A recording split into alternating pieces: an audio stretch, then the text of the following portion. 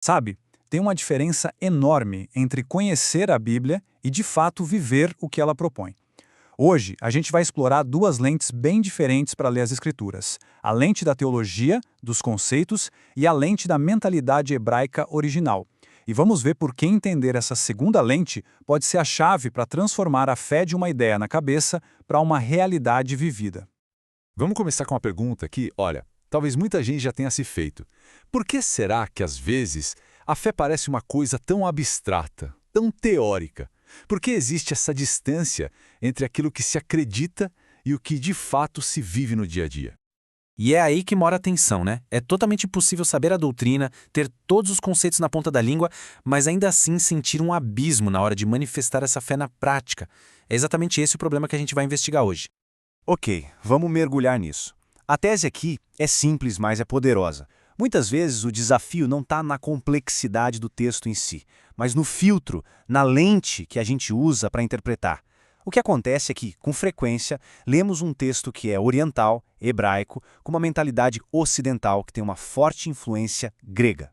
É fundamental a gente lembrar de uma coisa: a Bíblia não nasceu na Europa. Jesus era judeu, os apóstolos eram judeus, todo o universo de metáforas, as imagens, a própria linguagem espiritual, tudo isso é profundamente hebraico. Ignorar esse contexto é como ler o manual de uma máquina, saber todas as especificações, mas nunca entender de verdade como ela funciona. E isso nos leva direto ao coração da nossa conversa. Basicamente, existem duas formas de se aproximar das Escrituras. Uma que se preocupa muito com a definição das coisas e outra que se preocupa com o funcionamento delas na vida real. Olha só a diferença de foco. O pensamento teológico, que a gente muitas vezes chama de reformado, é absolutamente vital. Ele nos dá as definições, ele organiza a crença, ele pergunta: o que é justificação? Perfeito. Mas o pensamento hebraico vai um passo além. Ele pergunta: tá, mas como a justificação opera na minha vida? Ele não quer só o conceito, ele quer o processo, o movimento.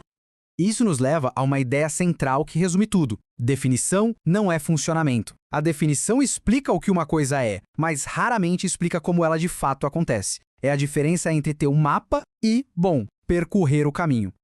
Aqui a diferença fica ainda mais clara. A mentalidade com essa influência mais grega pergunta: o que isso significa? O foco dela está nos conceitos abstratos. Já a mentalidade hebraica pergunta: como isso opera na vida? O foco está nos processos, na experiência. Uma busca um sistema de ideias, a outra um caminho para percorrer. Agora vamos ver como isso se manifesta na prática, porque a própria linguagem de Jesus reflete essa mentalidade hebraica. Ele não estava ali construindo um tratado de teologia sistemática, ele estava moldando uma consciência. Pense um pouco nas imagens que Jesus mais usava: porta, caminho, sementes, fermento, pastores. Isso não era só um jeito poético de falar. Ele falava com agricultores, pescadores, gente que entendia de processos do dia a dia, não de categorias teológicas abstratas. Cada uma dessas imagens descreve um movimento, uma operação, um funcionamento. Pega, por exemplo, a ideia de nascer de novo.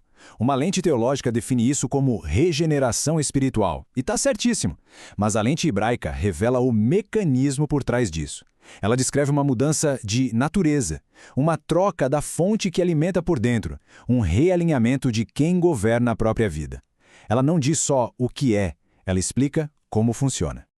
A mesmíssima coisa acontece com a palavra reino. Para a mente hebraica, reino não é um lugar lá no futuro. É um governo em exercício, aqui e agora. Sem essa lente, a ideia de reino de Deus vira uma esperança distante, em vez de uma realidade prática que pode transformar o nosso presente. E esse padrão se repete, sabe? Expressões como andar no Espírito, nova criatura ou ter a mente de Cristo não são só metáforas bonitas. São descrições bem precisas na linguagem hebraica sobre identidade, sobre consciência e sobre o nosso governo interior. Então, quer dizer que a gente tem que jogar uma lente fora e ficar só com a outra? Não de jeito nenhum. A chave é entender como elas trabalham juntas para nos dar a imagem completa. Vamos pensar assim: a lente teológica nos ajuda a entender a nossa posição. Ela explica o que Cristo conquistou por nós, a doutrina. Já a lente hebraica nos ajuda a entender a nossa formação. Ela explica o que essa conquista produz dentro de nós, a vivência. Uma é sobre doutrina, a outra é sobre experiência. As duas são cruciais. E aqui tem um ponto super importante para esclarecer. Olhar pela lente judaica não significa voltar para a antiga aliança ou negar a graça. Muito pelo contrário, significa voltar à base, à mentalidade original, para a gente conseguir compreender plenamente o avanço e a revelação que a nova aliança traz. E tudo isso nos leva ao impacto final, né? A lente que a gente escolhe usar para ler as Escrituras acaba definindo se a nossa fé vai ser primariamente um conjunto de ideias ou uma jornada a ser vivida. E essa frase resume a nossa conversa de forma brilhante. Sem a mente judaica, a nova aliança vira discurso. Com a mente judaica, ela se torna caminho. Uma coisa é falar sobre a fé, outra, bem diferente, é caminhar nela.